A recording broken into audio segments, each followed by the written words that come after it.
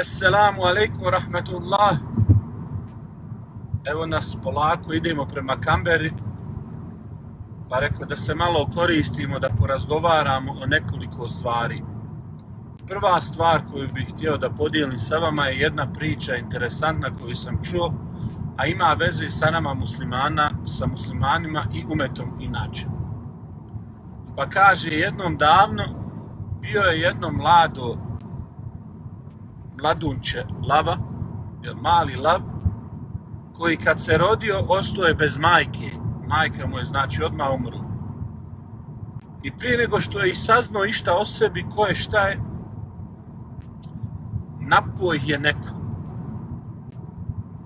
I pobio je sve lavove i u momentu kad je otac htio da ga spasi, neko je napao čak i njegovog oca, velikog lava, i u zadnjem momentu snage veliki lav odgurne malog lava kao beba, u neki tamo žbun da ga sakrije od opasnosti da preživi.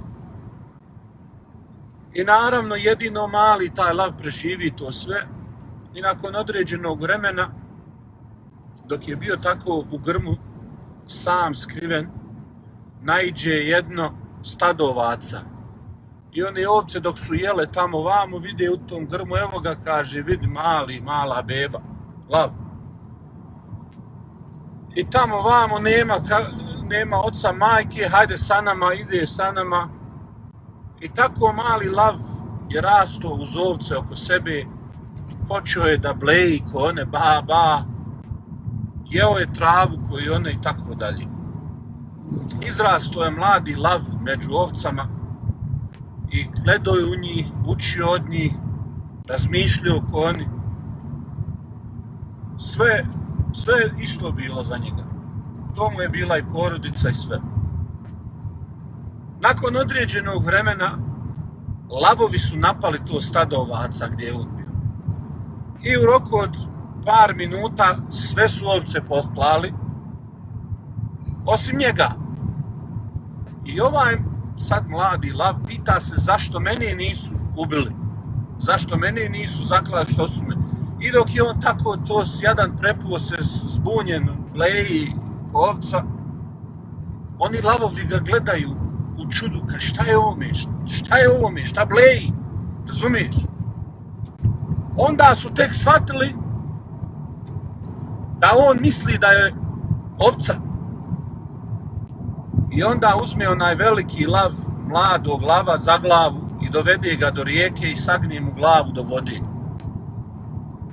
I onaj lav prvi put ugleda svoju sliku u odsjaju vode i vidi da je lav, da nije ovca. I ne može da dođe sebi, ne može da se snađe, nije mu jasno. Šta se dešava? Čudi se. Ovaj onda uzme komad mesa, ono sad svježe zaklane ovce, i u usta mu stavi. I on neće, otima se, on neće da jede to su njegova braća i sestre, on je vegetarijanac, tako to, jel? To nije za njega, to je sve tako. Međutim, kako počinje da žvače i dolazi ono meso do stomaka, tako se nešto budi u njemu, neki novi osjećaj, senzacija. Vrlo brzo dolazi do svoje prave prirode. I onda odjednom kroz šumu se začuje strahovit, gromoglasan urlik lava koji izlazi onda iz njega.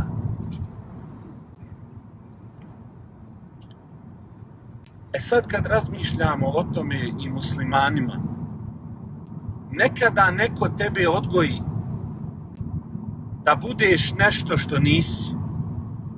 Čak ti pomaže i daje nagrade, nagrađuje te da sve više i više vjeruješ da si ovca. Hranite, ponašate, udomite, sve ti daje samo da budeš ovca. Jer to nekome odgovara. I u glavi te isprogramira. Potrebno je da shvatimo, braćo i sestre, da smo mi lavovi. Muslimani su lavovi. i treba da shvatimo svoju pravu suštinu, ko smo i šta smo u srcu, u duši i mozgu i svemu.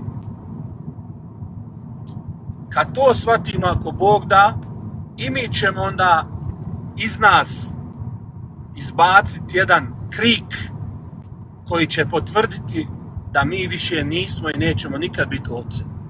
Selam alejkum.